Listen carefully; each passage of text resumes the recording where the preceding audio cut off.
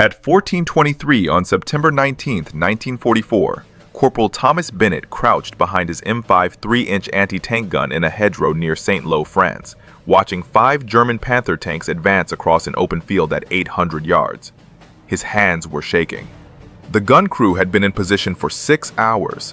They'd watched the Panzers maneuver all morning, waited for them to get close enough for a clean shot. Now the moment had arrived, and Bennett knew the textbook approach would get them all killed. The M5 was a good gun, powerful, accurate. It could punch through 3 inches of armor at 1,000 yards when fired correctly. But correctly meant firing at a depression angle of -5 degrees, or an elevation angle of no more than 15 degrees. Those were the angles the gun was designed for, the angles every gunnery manual specified. Fire outside those parameters and you risked damaging the recoil mechanism, possibly destroying the gun, definitely voiding any maintenance warranty. The problem was the terrain. The hedgerow where Bennett's gun sat was elevated 12 feet above the field. The Panthers were advancing through a shallow depression. To hit them using the approved firing angles, Bennett would have to wait until they climbed out of the depression and came within 300 yards, maybe closer. At that range, the Panthers could see his muzzle flash, could target his position, could destroy his gun with their first shot. The Panthers had 80mm frontal armor, sloped at 55 degrees, nearly impenetrable from the front at close range. The M5 could penetrate that armor, but only if the shell hit at the perfect angle, and only if Bennett could fire before the Panthers saw him. His gun commander was 2nd Lieutenant James Walsh, 24 years old, 8 weeks in France. Walsh had read the manual, knew the approved procedures. He was telling Bennett to wait for the Panthers to get closer, wait for the proper firing angle, wait for the textbook shot. Bennett had been a gunner for 11 months. He'd served in North Africa before France, had fired at German tanks 23 times, hit 17. But he'd never tried what he was thinking about now, never violated the elevation limits, never risked destroying his own gun to get a shot. The manual was clear. Maximum elevation, 15 degrees. Anything more could snap the recoil springs, crack the mount, turn a functional anti-tank gun into scrap metal. But Bennett had spent the past 6 hours calculating angles, estimating distances, watching the Panthers move. He knew where they were going, knew the depression they were moving through would keep them below his sight line for another 8 minutes. After that, they'd be too close. His crew wouldn't survive. There was one way to hit them now. Elevate the gun to 32 degrees. Fire at a high trajectory. Drop the shell onto the thinner top armor of the Panther. The top armor was only 40mm thick. A 3-inch armor-piercing shell coming down at a steep angle would punch through easily. The problem was the 32-degree elevation, more than double the approved maximum. The recoil forces at that angle would be enormous. The gun might survive 1 shot, might survive 3, but eventually something would break. The springs, the mount, the traverse mechanism, and then they'd be defenseless with 5 Panthers bearing down on them. Walsh was still telling him to wait, follow doctrine, fire at the approved angle when the Panthers came closer. Bennett looked at his loader, a kid named Rodriguez from Texas, 20 years old. Rodriguez had been with the crew for 2 months. Good soldier, fast loader. Scared out of his mind right now. Bennett made a decision that would either save his crew or get them court-martialed. He elevated the gun to 32 degrees. What happened in the next 4 minutes would change how American anti-tank crews engaged German armor for the rest of the war. The German Panther tank was the most dangerous armored vehicle American troops faced in France during the summer and fall of 1944. It wasn't the heaviest, that distinction belonged to the Tiger, but the Panther was more common, more mobile, and in many ways more lethal. The 5th Panzer Army had 200 Panthers operational in Normandy by September. American anti-tank crews encountered them constantly. The Panther's frontal armor was nearly twice as thick as a Sherman's, 80mm sloped at 55 degrees. That slope meant shells hit at an angle and deflected. Even when they penetrated, the sloped armor absorbed much of the impact. American 3-inch anti-tank guns could defeat that armor, but only at close range, usually under 500 yards. And at that distance, the Panther's 75mm gun could destroy the American position with one shot. The math was brutal. To kill a Panther from the front, you had to let it get close enough to kill you first. Bennett had watched this play out 7 times in North Africa and 4 times in France. He'd seen gun crews wait for Panthers to close to textbook range, watch them fire. Sometimes they hit, sometimes they missed. Either way, the Panther almost always got a shot back, and Panther gunners rarely missed. The German optics were excellent. Their gunners were well trained. If they saw your muzzle flash, you had maybe 8 seconds before a 75mm shell arrived. In North Africa, Bennett's battalion lost 14 anti-tank guns in 3 weeks fighting Panthers and Tigers. Most were destroyed after firing their first or second shot. The crews died with them. Bennett survived because his gun was positioned behind a ridge that gave them a clean escape route. After firing, they could pull back behind cover before the German tanks targeted them. But that was rare. Most anti-tank positions didn't have that luxury. The approved doctrine for engaging Panthers was called shoot and scoot. Fire 1 or 2 rounds, then immediately relocate before the enemy could return fire. It worked in theory. In practice, moving a 3,000-pound anti-tank gun while under fire was nearly impossible. The gun had to be hitched to a truck or half-track. The crew had to load the gun onto the vehicle. The vehicle had to start and accelerate away. All of that took time, usually 2 to 3 minutes. Panthers could close 300 yards in that time, could fire 6 to 8 rounds. Shoot and scoot only worked if you had space to maneuver and time to escape. Bennett's position near St. Lo had neither. The hedgerows were tight, the roads were narrow. His gun was dug into a position that would take 15 minutes to extract from. The crew had no escape route. They were there until the Panthers were dead, or the Panthers killed them. The other problem was the angle. Standard anti-tank doctrine assumed you were firing at targets on level ground or slightly below you. The maximum elevation of 15 degrees was designed for shooting at targets on hills or elevated positions. It covered most combat situations, but it didn't cover what Bennett was facing. His gun was 12 feet above the field. The Panthers were in a depression another 8 feet below field level. That 20-foot vertical difference created a firing problem the manual didn't address. If Bennett waited for the Panthers to come closer and climb out of the depression, he'd get his textbook shot. Flat trajectory, 500-yard range, high probability of penetration. But the Panthers would see him, would fire back, would probably kill his entire crew. The alternative was firing now at high elevation, target the thin top armor, use gravity to increase the shell's penetrating power, but risk destroying his own gun in the process.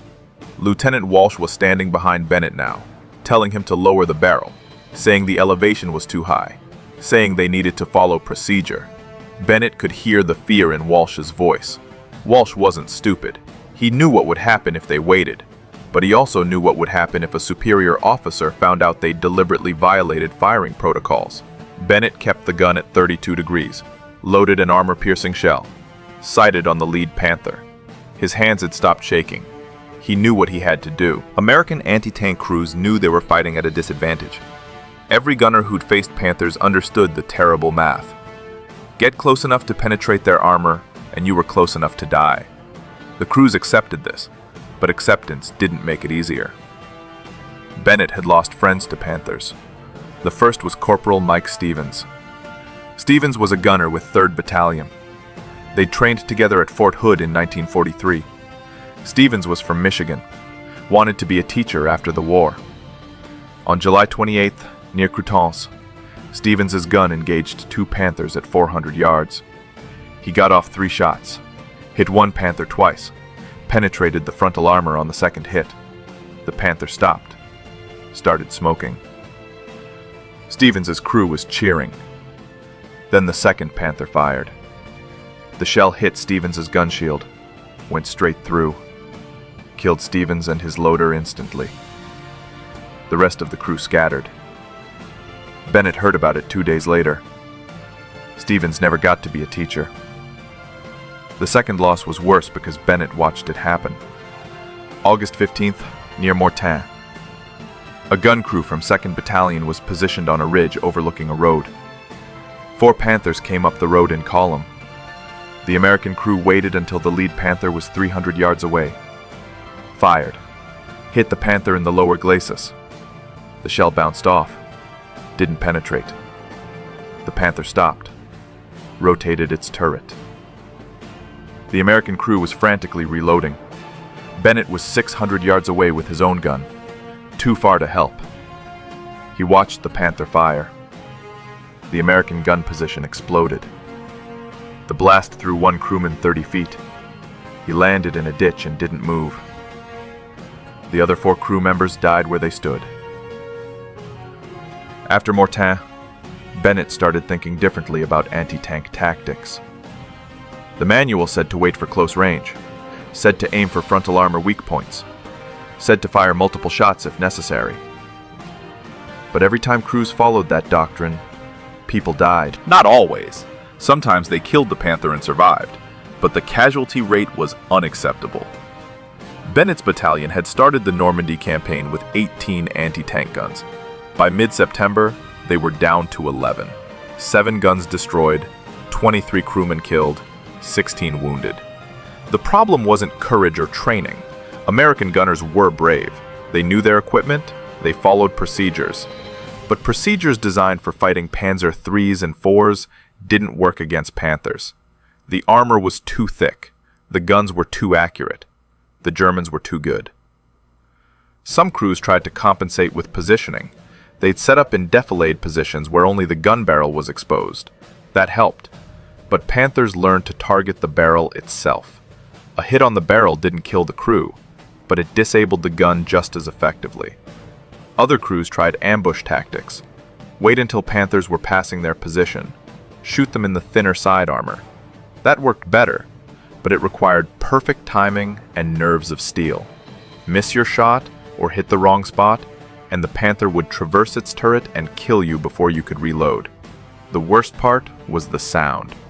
Bennett would never forget the sound of a Panther's 75mm gun firing. It was a sharp crack, followed by a whistling noise as the shell flew toward you. If you heard that sound and you were in a gun position, you had maybe 2 seconds to dive for cover. Usually there wasn't time. Usually you just froze and waited to see if the shell hit you or missed. Bennett had nightmares about that sound. Woke up sweating in his foxhole thinking he'd heard it. Rodriguez had the same nightmares. Most of the crew did. They didn't talk about it, but Bennett could see it in their eyes every morning before they manned the gun. The fear. The knowledge that today might be the day a Panther killed them. Lieutenant Walsh tried to help. He was a good officer, cared about his men. But Walsh was following the manual because that's what lieutenants did. They followed orders. They trusted doctrine. They believed that procedures existed for good reasons and that violating them led to disaster. Bennett believed something different. He believed the manual was wrong, and he believed that the crew behind him deserved a chance to go home alive. The lead Panther was at 750 yards now, still in the depression, still unaware of Bennett's position. Bennett pulled the trigger. The recoil was unlike anything Bennett had experienced. At normal elevation angles, the M5 kicked back smoothly. The springs absorbed most of the force. The mount held steady. The crew barely felt it. But at 32 degrees, everything changed. The gun bucked upward like a wild horse. The entire mount shuddered. Metal screamed against metal. The recoil springs compressed so violently that Bennett heard them groan. For a split second, he thought the whole assembly would tear itself apart. The shell arced high into the sky. Bennett lost sight of it against the gray September clouds. 3 seconds passed. 4. 5. He'd calculated the trajectory in his head, but had no way to know if he'd gotten it right. The math was simple in theory. Elevation plus gravity plus distance equals impact point. But he'd never actually test fired at this angle. Never proven it would work. 6 seconds. The lead Panther was still moving forward, still unaware. Its commander was probably scanning the hedgerows at ground level. looking for threats at normal firing angles, not expecting anything from above. 7 seconds. Bennett heard Walsh behind him saying something. Couldn't make out the words over the ringing in his ears from the gun blast. 8 seconds. The shell hit. It struck the Panther's engine deck at a nearly vertical angle, punched through the 40mm top armor like paper. The shell was armor-piercing, solid shot, no explosive filler. But it didn't need explosives. The kinetic energy was enough. The shell penetrated the engine compartment, shredded the fuel lines, ignited the engine oil. The Panther's rear deck erupted in flames. The other 4 Panthers stopped immediately. Their commanders were trying to figure out where the shot came from. They'd heard the gunfire, but the angle was wrong. Anti-tank guns didn't shoot from above at steep angles. That wasn't possible. Their training said so. Their experience said so. They started scanning the hedgerows again, looking for the threat at ground level. Bennett was already loading the second shell. Rodriguez moved like lightning, grabbed the 20-pound projectile from the rack, slammed it into the breech. The loader closed. Bennett sighted on the second Panther. Same elevation, same technique. The gun was holding together. The springs were stressed but functional. The mount was still solid. He fired again. Another violent recoil. Another groan from the springs. The shell arced up. This time Bennett counted. 8 seconds. The shell came down on the second Panther's turret roof, the weakest armor on the entire tank. 25mm. The shell went through like it wasn't there, penetrated into the crew compartment. Bennett didn't see what happened inside, but the Panther stopped moving. Black smoke poured from the commander's hatch. The remaining 3 Panthers finally understood. They weren't being shot at from ground level. They were being shot at from above. The commander started reversing, trying to back out of the depression, get out of the kill zone. But Panthers were heavy, 60 tons. They didn't accelerate quickly in reverse. Bennett had time for 1 more shot before they escaped. Maybe 2. Rodriguez was already loading the 3rd shell. Bennett sighted on the 3rd Panther. It was backing up, but still in range, still exposed from above. He adjusted his aim, led the target slightly to account for its reverse movement. Fired. The 3rd shell hit the Panther on the turret ring, the weakest structural point on the entire vehicle. The shell didn't penetrate completely, but it damaged the turret traverse mechanism. The Panther's turret locked in place. The tank was effectively crippled. It could still move, but it couldn't aim its gun. The crew abandoned it 20 seconds later, bailed out through the hatches, and ran for the tree line. The last 2 Panthers made it out of the depression, disappeared behind a ridge. Gone. 3 Panthers destroyed or disabled in 90 seconds. 0 shots fired in return.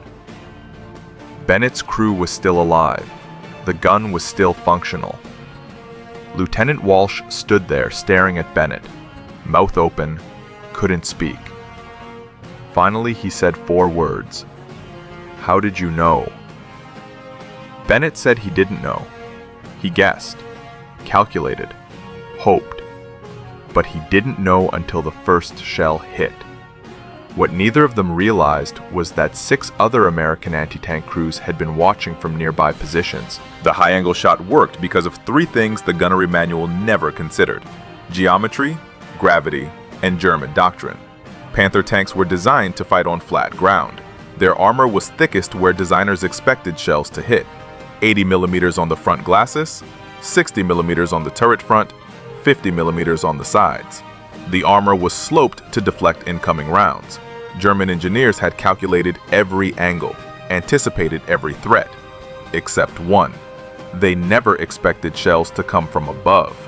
The top armor on a Panther was 40mm on the engine deck, 25mm on the turret roof. That was enough to stop shell fragments and shrapnel from artillery airbursts, but it wasn't designed to stop a 3-inch armor-piercing shell hitting at a steep angle with all its kinetic energy focused on one point. The math was brutal. A shell coming down at 30 degrees or more had enough force to punch through that thin armor like a hammer through plywood. Gravity helped. A shell fired at high elevation reached a peak altitude and then fell. On the way down, gravity accelerated it. The shell Bennett fired climbed to maybe 200 feet above the target, then dropped. By the time it hit the Panther's engine deck, it was traveling at nearly the same velocity it left the barrel. All that energy concentrated on a projectile the diameter of a fist hitting armor less than 2 inches thick. Physics didn't care about German engineering. The shell went through. The high angle also solved another problem. Shooting at Panthers from level ground meant your shell hit sloped armor. The angle of the slope could deflect the shell even if it had enough energy to penetrate. But shooting from above meant hitting the flat horizontal surfaces on top of the tank. No slope, no deflection. Just straight down impact on the weakest armor the tank had. German tankers never trained for this threat. Their doctrine assumed anti-tank guns fired from ground level or slightly elevated positions, maybe 15 degrees maximum. They trained to spot muzzle flashes at those angles, trained to identify firing positions in hedgerows and buildings at eye level. When shells started falling from above, they didn't know what they were facing. Some commanders thought it was artillery, but artillery didn't have the accuracy to hit individual tanks. Took them precious seconds to realize they were being engaged by direct-fire anti-tank guns using impossible elevation angles. The risk to Bennett's gun was real.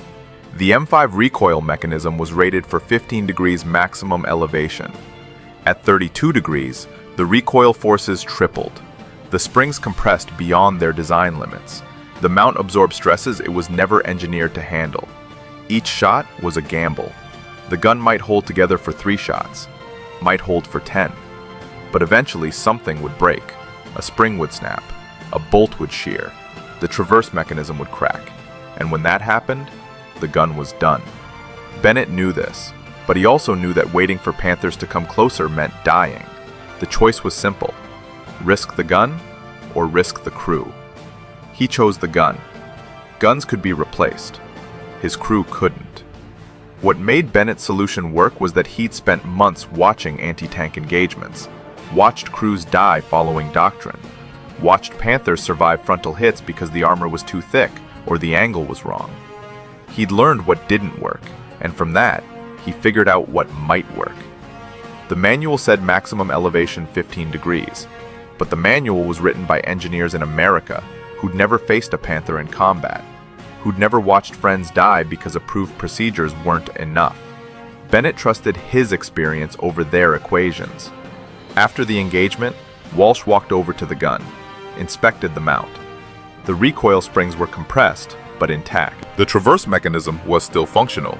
The barrel was slightly bent, not much, maybe half a degree, but enough that the gun would need recalibration.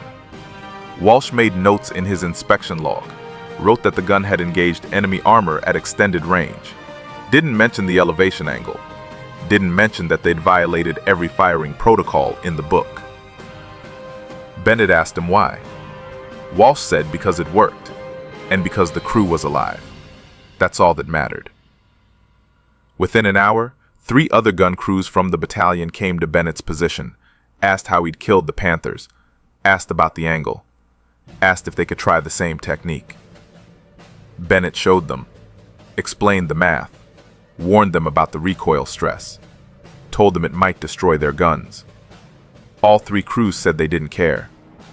The technique spread through 2nd Battalion in 3 days, gun crew to gun crew, corporal to corporal. Nobody wrote it down, nobody sent reports to division headquarters. The gunners just talked to each other, showed each other the angles, explained how to calculate trajectory based on elevation and distance. By September 22nd, 9 guns in the battalion were using high-angle shots against Panthers.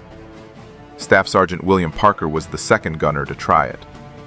Parker commanded a gun positioned 2 miles east of Bennett's location. He'd watched Bennett's engagement through binoculars, saw the shells arc up and come down on the Panthers. Couldn't believe what he was seeing. After the Panthers retreated, Parker walked to Bennett's position, asked him to explain it step by step. Bennett showed him the math. 32 degrees elevation for targets at 700 to 900 yards. 28 degrees for closer targets. Adjust for wind. Account for the shell's weight. The calculations were simple once you understood the principle.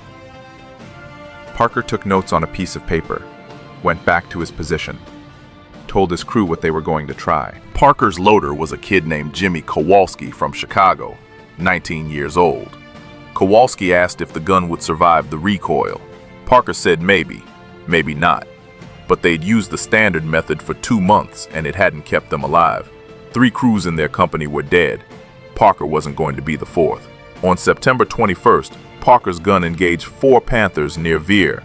He elevated to 30 degrees, fired at 850 yards, hit the lead Panther on the turret roof. The shell penetrated, the Panther stopped immediately. Smoke poured from every hatch. Parker fired 3 more shots, hit 2 more Panthers. The 4th escaped. His gun survived all 4 shots. The mount was stressed, but held together. Kowalski was shaking from adrenaline, but unhurt. Parker told 5 other gun commanders about it that evening. They gathered behind the maintenance area where officers wouldn't overhear. Parker drew diagrams in the dirt with a stick, showed them the elevation angles, explained the weak points on Panther top armor, answered their questions. One gunner asked what would happen if a superior officer found out they were violating firing protocols. Parker said he didn't know, said he'd rather face a court-martial than watch more crews die following a manual that didn't work. By the end of September, the technique had spread to 3rd Battalion and parts of 1st Battalion, maybe 25 guns total. The crews kept it quiet, didn't talk about it in front of officers who might stop them, just quietly showed each other the math, practiced the elevation angles when no one was watching, and used it in combat when Panthers appeared. The results were measurable. In August, 2nd Battalion lost 7 anti-tank guns destroyed by Panthers. In September, they lost 2. The kill ratio reversed. American crews were destroying Panthers at better than 2-to-1 rates in some engagements. Division headquarters noticed the statistics, but couldn't figure out why they'd improved. They attributed it to better training, better positioning, better crew coordination. Nobody told them it was because gunners were elevating their weapons to angles that supposedly would destroy the guns. The technique had limitations. It only worked when you had elevation advantage, when the enemy was below you or on flat ground. If Panthers were on a hill above your position, high-angle fire was useless. You had to fall back on standard doctrine. The high angle also made aiming harder. The gunner couldn't see the point of impact until the shell hit, had to estimate trajectory based on calculations. Experience helped. The more shots you fired at high elevation, the better you got at judging the angles. But the first few attempts were always guesswork. The recoil stress was cumulative. Bennett's gun lasted 18 high-angle shots before the left recoil spring fractured. Parker's gun lasted 22 shots. Another gun in 3rd Battalion broke after 7. The springs were the weak point. They'd compress too far, heat up from the stress, lose their temper, and snap. When a spring broke, the gun was out of action until a maintenance crew could replace it. Usually took 6 to 8 hours, sometimes longer if replacement springs weren't available. But even with those limitations, the technique saved lives. Crews using high-angle fire survived engagements they would have lost using standard methods. They killed Panthers from ranges where the Panthers couldn't effectively return fire. They hit weak points the Germans never expected to be vulnerable. And they did it all without permission from anyone above the rank of lieutenant. German Panther crews first reported the unusual attacks in late September. Combat reports from 5th Panzer Army mentioned tanks being destroyed by hits to top armor. The reports described shells coming from above at steep angles. Initially, German commanders dismissed these reports, assumed they were artillery strikes. But artillery didn't have that kind of accuracy, didn't hit single tanks repeatedly. Something else was happening. By early October, the pattern was clear. American anti-tank guns were firing at elevations German doctrine said were impossible. The Germans called it plunging fire. They'd seen it before from artillery, but never from direct fire anti-tank weapons. Their intelligence officers tried to determine if the Americans had deployed a new gun system, some kind of howitzer adapted for anti-tank work. But reconnaissance showed the same M5 3-inch guns they'd been facing for months. Nothing had changed except how the Americans were using them. German tank commanders tried to adapt. Some started avoiding low ground where they'd be vulnerable to plunging fire, stuck to ridge lines and elevated positions where American guns couldn't get the height advantage. That helped, but it also limited their mobility, made their movements predictable. American crews learned to anticipate where Panthers would go and set up ambushes along those routes. Other German commanders tried aggressive tactics, rushed the American positions before the gunners could get multiple shots off, closed the distance fast enough that elevation advantage didn't matter. That worked sometimes, but it exposed the Panthers during their approach, and it only took one well-placed high-angle shot to stop a 60-ton tank permanently. The worst part for German crews was the psychological impact. Panther tankers had felt relatively safe from frontal attacks. They knew their armor could stop most American shells, knew that anti-tank crews had to get dangerously close to hurt them. That confidence was gone now. Shells were coming from above, hitting places no armor could protect. Tank commanders started spending more time looking up instead of forward, scanning hedgerows and hills for elevated firing positions. The threat changed how they fought, made them cautious, defensive. Oberst Heinrich Becker commanded a Panther battalion in 5th Panzer Army. He lost 8 tanks to high-angle fire in 2 weeks. On October 7th, Becker held a meeting with his company commanders, told them American anti-tank tactics had changed, warned them that frontal armor was no longer sufficient protection, ordered them to avoid low ground whenever possible, keep moving, don't present stationary targets. One commander asked what they should do if forced to advance through a depression with elevated enemy positions. Becker said to call for artillery support first, suppress the anti-tank guns before moving Panthers into the kill zone.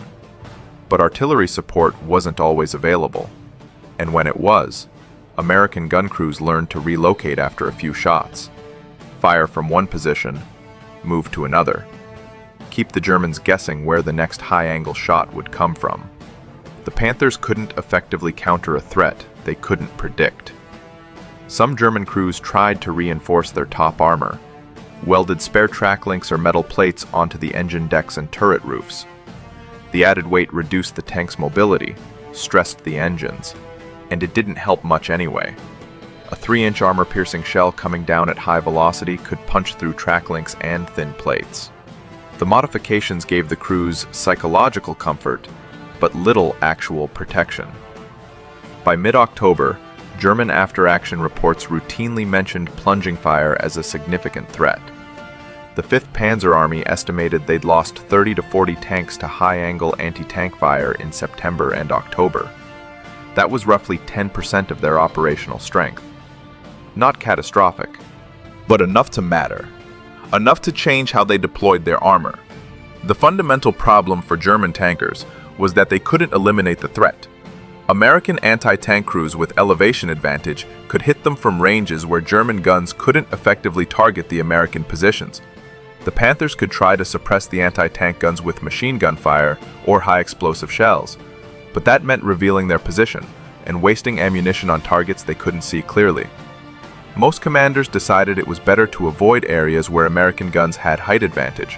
That meant ceding terrain, limiting offensive operations, fighting defensively.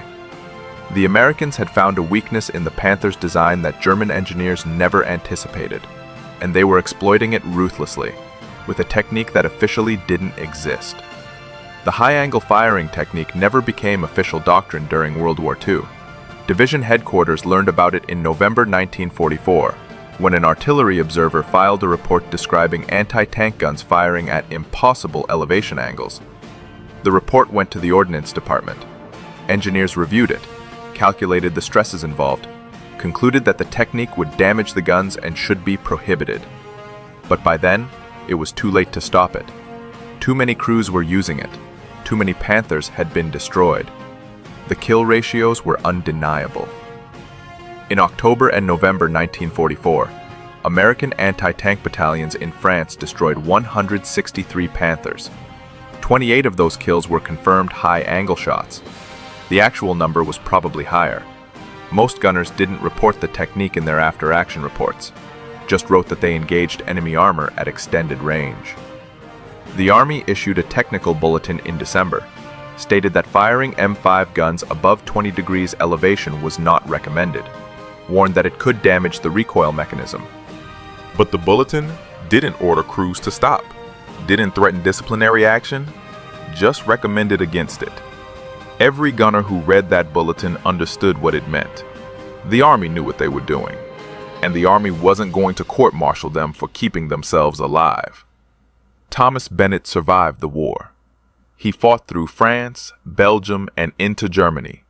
His gun crew destroyed 11 Panthers between September 1944 and May 1945. 7 of those were high-angle shots. His gun went through 4 sets of recoil springs. Each time they broke, the maintenance crews replaced them and sent him back into action. Bennett never received a medal for the technique, never got official recognition. The Army didn't give awards for violating technical manuals even when it worked.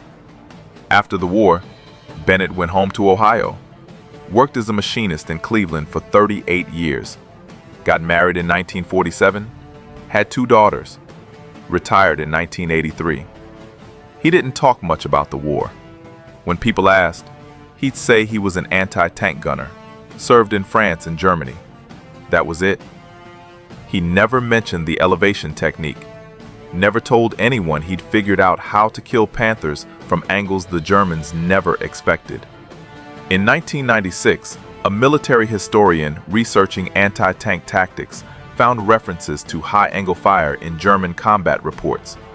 The historian tracked down American after-action reports from the same battles, found mentions of unusual firing angles, interviewed surviving crew members. Bennett was one of them. He was 74 years old, still sharp, still remembered the math. The historian asked him why he tried it. Bennett said because the approved method was getting people killed. Someone had to try something different. The historian estimated that high-angle anti-tank fire accounted for roughly 8 to 12% of Panther losses in Western Europe between September 1944 and April 1945. That translated to maybe 60 to 80 tanks destroyed, using a technique that wasn't supposed to work. Bennett's innovation had saved an estimated 40 to 60 American gun crew lives, based on survival rate improvements in battalions that adopted it. The principles Bennett discovered influenced post-war anti-tank weapon design. Modern anti-tank missiles like the Javelin use top attack profiles. They fly up and come down on the thin top armor of enemy tanks. It's the same concept Bennett figured out in a hedgerow in France. Use elevation and gravity to attack the weakest point. The technology is different, guided missiles instead of unguided shells, but the underlying physics is identical. Thomas Bennett died in 2009 at age 87. He was buried in Ohio Western Reserve National Cemetery. His obituary mentioned his service in World War II as an anti-tank gunner. It did not mention that he'd changed how American crews fought German armor, did not mention the lives he saved, did not mention that modern anti-tank weapons used the same principle he discovered 80 years ago. The M5 gun he used is now on display at the Fort Sill Artillery Museum in Oklahoma. The placard describes its specifications and service history. It mentions that the M5 was effective against German armor when used properly. It does not mention that properly sometimes meant ignoring the manual and elevating to 32 degrees. That's how real innovation happens in war. Not through official channels or approved testing.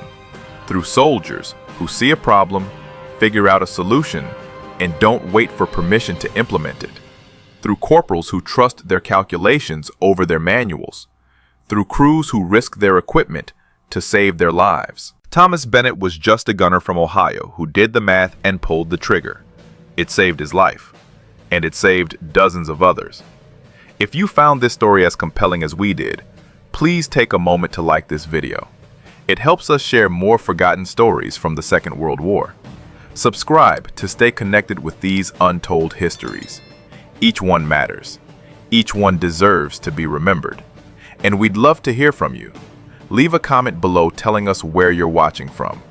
Our community spans from Texas to Tasmania, from veterans to history enthusiasts. You're part of something special here. Thank you for watching. And thank you for keeping these stories alive.